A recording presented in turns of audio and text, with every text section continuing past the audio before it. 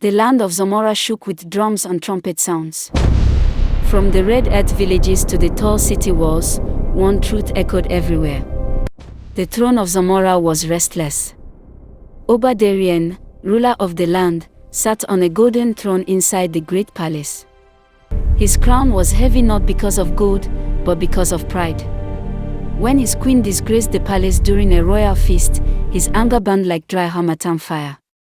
He sent her away in shame and swore to choose a new queen. Messengers ran across Zamora. "Bring the finest young women to the palace," they cried. Fear entered homes. Hope followed it closely. Destiny began to move. In a quiet part of the city lived Zainab. She was an orphan with soft eyes and hidden fire. She was raised by her cousin, Sadiq, a palace gate officer. He was not rich, but he was wise. The night before Zainab was taken, Sadiq held her hands tightly. "This palace is not a place of smiles," he warned. "Watch. Listen. Speak only when your spirit is strong." The palace was a world of painted faces and whispered lies. Women competed. Jealousy walked freely. But Zainab moved like water, calm, silent, patient. When Zainab stood before the king, she did not beg.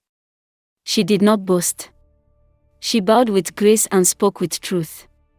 And the king's heart shifted. Zainab became queen. The drums of Zamora thundered for days. But darkness rose with her crown. A powerful man named Chief Keto stood beside the throne.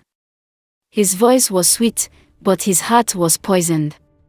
With power in his hands, he planned revenge. A law was prepared to erase an entire people. At the palace gate, Sadiq overheard the plan. Fear gripped him. He sent word to Zainab at once. When she read the message, her hands trembled. If she spoke, she could lose her crown or her life. If she stayed silent, innocent blood would fall. That night, Zainab fasted and prayed. She did not sleep. She invited the king and Chief Keto to a royal feast. Food steamed. Drums beat softly. Smiles covered danger. At the right moment, Zainab stood. "My king," she said, "I did not invite you here for food alone." She revealed the truth. She exposed the lies. She declared herself one of the people marked for death. Proof appeared. Witnesses stepped forward. The king rose in fury. The law was destroyed before it could breathe. Chief Keto was stripped of power and led away in disgrace. As dawn broke, Zainab stood on the palace balcony.